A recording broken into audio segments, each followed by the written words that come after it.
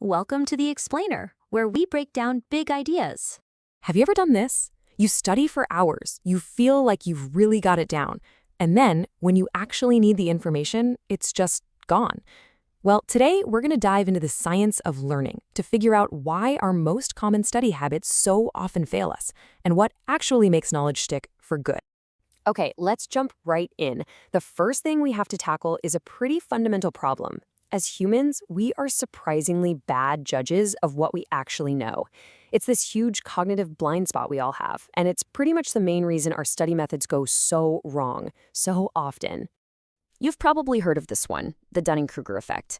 And what it basically says is that when we're not very good at something, we often lack the very skills we need to even recognize our own incompetence. It's a tricky loop that leads to some seriously misplaced confidence. And look, this isn't about intelligence or anything like that. It's a universal human thing. Our brains get easily tricked by feelings of familiarity. You know the feeling?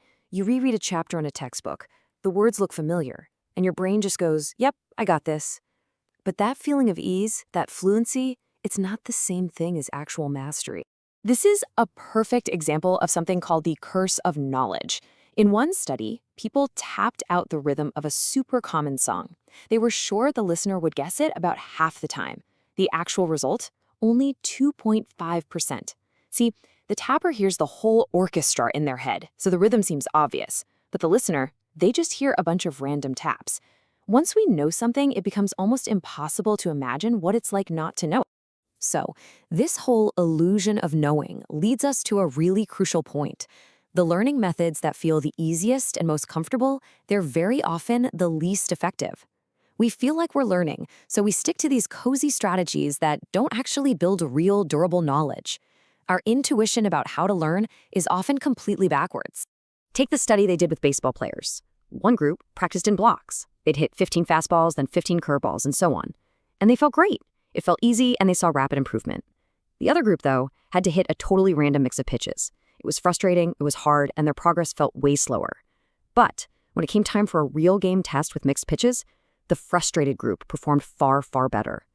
The struggle itself is what made the learning deeper and more flexible. And that brings us right back to things like rereading your notes or cramming for a test. They create the exact same illusion of mastery. It feels productive in the moment, it feels easy, but the knowledge is so shallow that it just evaporates almost as quickly as you learned it. So, if easy doesn't work, what does?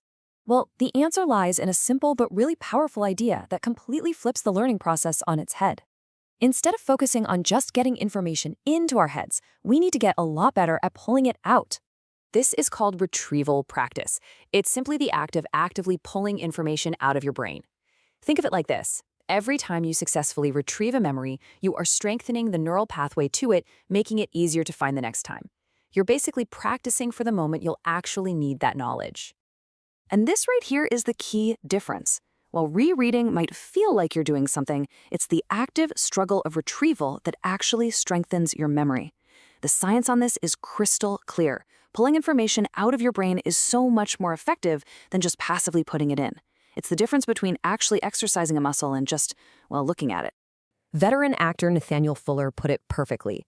He said he only truly learns his lines when he forces himself to recall them without looking, and he embraces that initial struggle. He knows he might come back the next day and not remember it, but he has faith that the process is working and the next attempt will be a little bit better. For him, that struggle is the whole point. And this all leads us to the core concept of this entire explainer, this super counterintuitive idea that we should actually embrace difficulty in our learning. The most effective kind of learning is very often the kind that feels the hardest. These are what researchers call desirable difficulties. Now, these aren't impossible hurdles. They're manageable challenges that force your brain to work harder, which in turn helps you learn better. Think of it like adding a little bit of productive friction to the process. The key is that it's a challenge you can overcome with effort. So, what do these look like in the real world? Well, here are 3 of the most effective strategies. First, generation. That's when you try to answer a question or solve a problem on your own before you're shown the solution. Second, spacing. Instead of cramming, you spread your practice sessions out over time.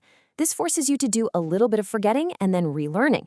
And third, interleaving. Just like those baseball players. You mix up the practice of different skills so your brain has to learn how to tell them apart. Now, adopting these harder methods, it really requires a shift in our mindset. And it's a shift that's totally grounded in the biology of how our brains actually change when we learn. This isn't just a nice theory, it's physiology. There was this brilliant research by the psychologist Carol Dweck that shows how our beliefs about learning really shape our behavior. In her studies, when students were praised for being smart, they'd choose an easier puzzle next time to avoid risking that smart label. But get this, 90% of the students who were praised for their effort chose a harder puzzle, one they could actually learn from. They embraced the challenge because they saw ability as something you can build. And here's the amazing part. Effortful learning physically changes your brain. This is neuroplasticity. Every single time you struggle and successfully retrieve a piece of information, you are literally making the neural circuits for that memory stronger and more robust. You are rewiring your brain to be more capable. All right, let's wrap this up by taking all these powerful ideas and turning them into a practical toolkit that you can actually use. This is how you go from theory to practice and become a much more effective learner, starting today. So here are the keys. First, test yourself. Constantly. Use flashcards, do practice tests, explain it out loud to someone. It is the best study method, period. Second, space it out. Don't cram. Spread your learning over days or weeks. Third, mix it up. Don't just drill one thing for hours. Switch between topics. Fourth, elaborate. Ask yourself how this new stuff connects to things you already know. And finally, generate. Always try to come up with the answer on your own before you peek at the solution. Why does all this matter? Because understanding these principles frees you from wasting your time on ineffective habits. It empowers you to build deep, durable knowledge that's actually going to serve you for a lifetime. This isn't about working more. It's about working smarter by embracing the way our brains are actually built to learn. So the next time you're struggling to recall a fact or solve a problem, I want you to remember this. That feeling of effort, it isn't a sign of failure. It's the feeling of learning actually happening.